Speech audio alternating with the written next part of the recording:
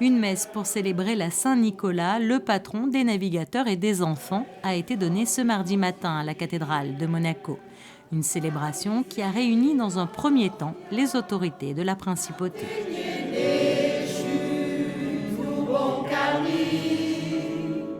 Dans un second temps, ce sont les enfants qui ont investi la cathédrale.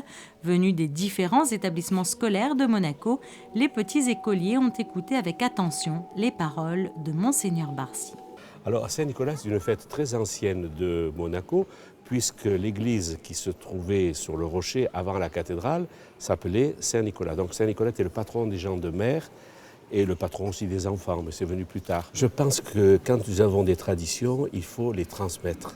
Et c'est pourquoi ça me paraît très important, je l'ai d'ailleurs dit tout à l'heure au comité, qu'on transmette non pas que les choses, disons, matérielles, mais aussi qu'on transmette les valeurs qui fondent un pays, qui fondent une nation, qui fondent un peuple finalement.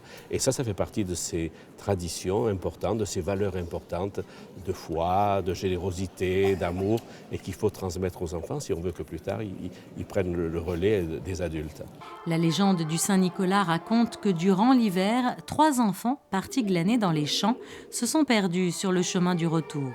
Attirés par la lumière filtrant des fenêtres d'une maison, ils se sont approchés et ont frappé à la porte.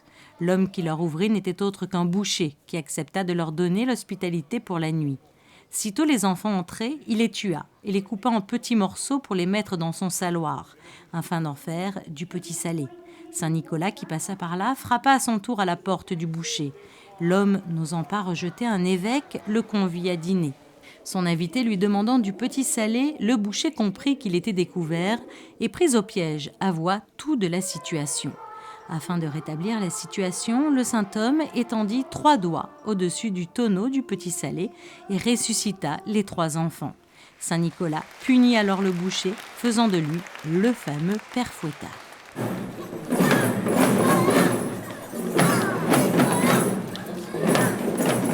L'histoire de Saint Nicolas, comme il y a le boucher qui tue un peu les enfants, c'est difficile, donc on change un petit peu l'histoire en disant qu'il est... Oui chérie, attends.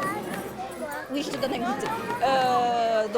On leur explique qu'il les a laissés, que Saint Nicolas les sauve. Voilà, ils n'ont que 4 ans les miens, donc c'est un peu jeune pour raconter la vraie histoire de Saint Nicolas.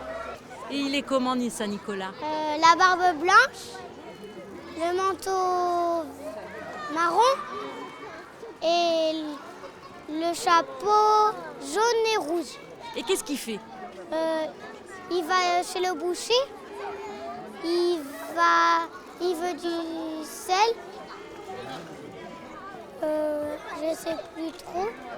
Alors on le voit chaque année, la Saint-Nicolas plaît énormément aux enfants. Et oui. On bénit également les bateaux. On bénit les bateaux et puis alors s'il faut dire qu'après la cérémonie, ils vont à la mairie et je crois que là ils ont quelques friandises et ça aide bien pour que la fête soit très belle. L'histoire des 3 enfants sauvés dans le saloir peut être interprétée comme une allégorie de marins sauvés du naufrage. Le bac symbolisant le bateau et le sel la mer. Et c'est pourquoi tout au long des voies navigables de France sont élevées des chapelles dédiées à Saint Nicolas.